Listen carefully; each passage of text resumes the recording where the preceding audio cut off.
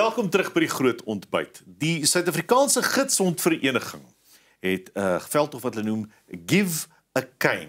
Die Give a Cane campaign in Engels. En ons selfs môre bietjie met onsself Melanie Nel van die Suid-Afrikaanse Gidsondvereniging. En ons gesels ook met Hendrik van Reel. Hy is 'n student wat beide 'n loopstok en ook 'n gidsond gebruik. En ons praat bietjie oor hulle betrokkenheid by die veldtog en net oor die algemeen. Goeiemôre julle.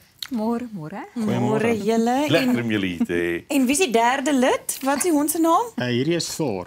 Thor. Yes. Okay, hallo Thor. Pragtigste Labrador Thor. Dis lekker om julle by ons te hê. Melanie, kom ons praat eers oor die Suid-Afrikaanse Gidsondvereniging. Wie is julle en wat doen julle? Baie dankie Pierre. Ja, die Suid-Afrikaanse Gidsondvereniging vir Blindes het al oor die 70 jaar lei hulle honde op vir persone wat se gestremd is. Ons het ook ander dienste en dit is ook hoekom ons hier is vanoggend. So ons werk met visueel gestremde persone deur ons gidsondopleiding, maar ook grootendeels deur ons oriëntasie en mobiliteit departement. En dit is waar die lang kierie of dan die wit kierie inkom waaroor ons vanoggend gesels. Gee 'n kierie ons veldtog wat ons nou besig is mee. En ons het nou vir Hendrik gevra om by ons aan te sluit want hy het nou al beide van ons dienste ontvang. So hy kan nou regtig praat uit 'n plek van ervaring en hoe hy dit ervaar het. Ja, vertel 'n bietjie Hendrik, het jy hoe lank loop jy al met 'n loopstok en wat was dit eers die gidsond, toe die stok en hoe het dit 'n verskil gemaak in jou omgang elke dag? So nee, ek gebruik al vir 12 jaar nou die stok van my. Ja. Ek het nou eers onlangs 6 weke terug vir Thor gekry. Wow.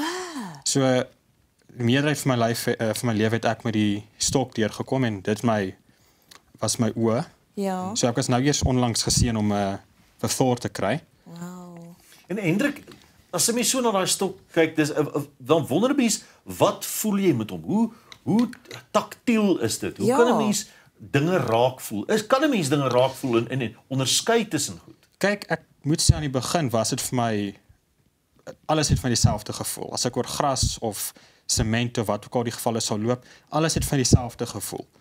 Want jy kry nie regtig so baie taktiele terugvoer deur die kierie nie.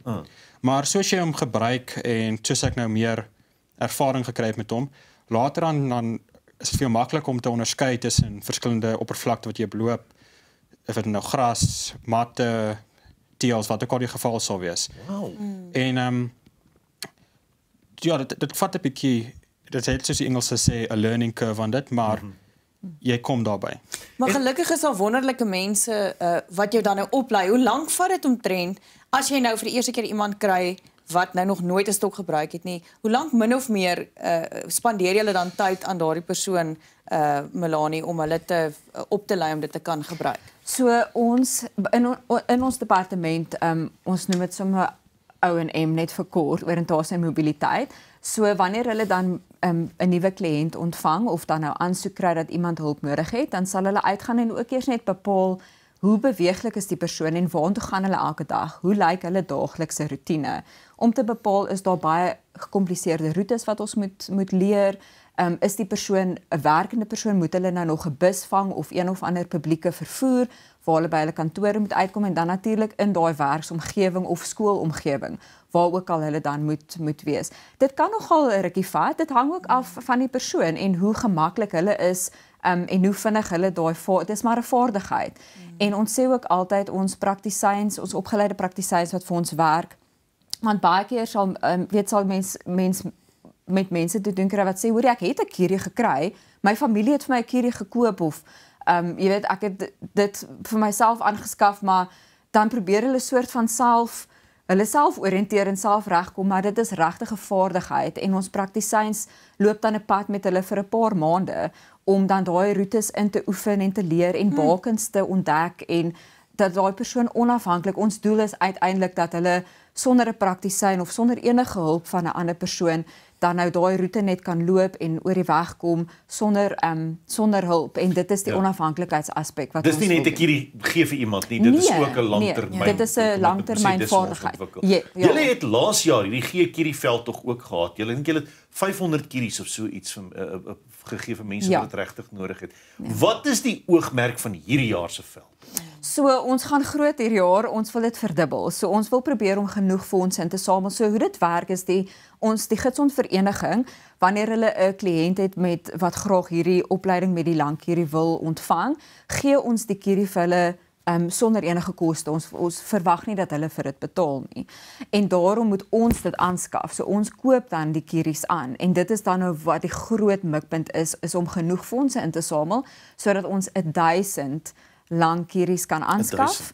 En dit dan kan versprei soos ons dan nou nuwe kliënte kry en ontvang en met nuwe mense werk sodat hulle dan hierdie kierie wat dan 'n wonderlike stuk gereedskap is wat hulle kan gebruik om hulle bietjie vryheid te beleef en onafhanklikheid. En julle befondsing kom nie van die staat of iets af nie. Julle is afhanklik van skenkers. So ons is afhanklik van skenkers. Ons doen aansoek vir daar is 'n sekere element van staatsbefondsing, maar dit gaan meer vir ons college gedeelte waar ons praktisyns opgelei word. Ons doen ook opleiding vir praktisyns wat 'n heel ander gedeelte van die departement is, maar ons ondersteuningsdienste, so ons praktisyns wat uitgaan elke dag en met persone met sy gestremthede werk, daai befondsing is vir ons belangrik waar dit ieder kom van die publiek af, individue of klein besighede, skole raak betrokke en dan ook selfs groter organisasies en maatskappye. Is daar 'n webblad waar mense kan gaan besoek om betrokke te raak by die veldtog? Ja, so ons webblad is www.guidedog.org.za en wanneer jy hom oopmaak, gaan daar onder in die hoek so groot oranje blok opkom wat sê Give a Cane Campaign en dan kan jy daarop gaan klik en dit vat jou deur om bietjie te verduidelik waaroor die veldtog gaan, wat ons wil bereik en hoe dit alles bymekaar kom. Hendrik, net so laaste vraag van jou. Die stok, moet jy hom gereeld vervang? Is daar so nou dan iets wat jy weet sê ek moet hom gou 'n nuwe een kry kort daaraan ene? Kyk, die stok self is redelik durable. Ja. Die enigste rede hoekom hierdie een het ek nou onlangs gekry, dis 'n nuwe ene. Maar as jy hom mooi oppas, kan hy jou maklik 5-6 jaar hou. Wel. Die enigste probleem met my nou onlangs is ek het redelik vinnig gegroei, so ek moes elke paar maande 'n langer een So een die kry. stok se lengte verskil. Ja, soos die ene is nou so lank. Ja. Ja. Dit is dis die langste ene wat ons kon kry. Ja. Hy is nog steeds 'n bietjie kort, maar okay. Hendrik is 'n lang man. En jy's hoeveelste jaar LLB student? Eerste jaar. Wow, joh, dis ongelooflik. Daar's nog 'n stywe pad voor, sterkte. Ja. Maar hoor hier by die groot ontbyt dit vier ons 10 jaar verjaarsdag en ons wil as dankbaarheid daarvoor reik ons ook uit na organisasies spesifiek Suid-Afrikaanse Gidsondvereniging vir Blindes. En ons wil graag ter waarde van ons 10 jaar skenking R10,000 aan julle skenk van die groot ontbyt se kant af wow. om te sê ons wil ook help en ons wil ook 'n verskil maak. So baie dankie dat ons die geleentheid het om dit vir julle te gee. Dis 'n check, Hendrik. 'n klein check, dit's 'n baie klein check hier. Nee, dis 'n massiewe check. Maar ons het ook van die mense wat hier saam met ons is wat van ons kliënte wat ook graag ietsie sal wil bydra. En ek gaan vir Evert vra van Aluma Capital om gou-gou 'n draai toe kom maak. Evert, julle wil ook 'n verskil maak. Darwin is ook Aluma Capital se 10 jaar verjaarsdag ook. Absoluut, ja. Soos wat julle die groot ontbyt 10 jaar oud is ons by Aluma Capital ook 10 jaar oud.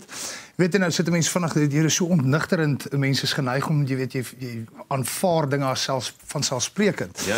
Jy weet ons moet dankbaar wees vir wat ons het. En verder meer moet ons dankbaar wees vir organisasies soos julle wat 'n verskil maak. Jy weet mense dis wonderlik om hierdie geleentheid te hê vir die bewusmaking. So ja, en omdat Aluma Capital ook 10 jaar oud is, wil ons van ons kant af en ons kliënte wil ons ook vir julle 'n donasie van R10,000 gemaak. Wow. Sure. Om te help om 'n verskil te maak vir hierdie wonderlike saak waarom julle besig is. Voor ook nou hierdie hele besigheid kom. Ja, nee, hy wil ook nou Ja, hy wil net sien net- of die checks nou, hoe groot is hierdie check? Kyk of hy legit is. Hy ruik hom, hy stink nie. Hy vind hom uit. Hy is blink definitief mooi. Hierdie is nie dwelmgeld nie.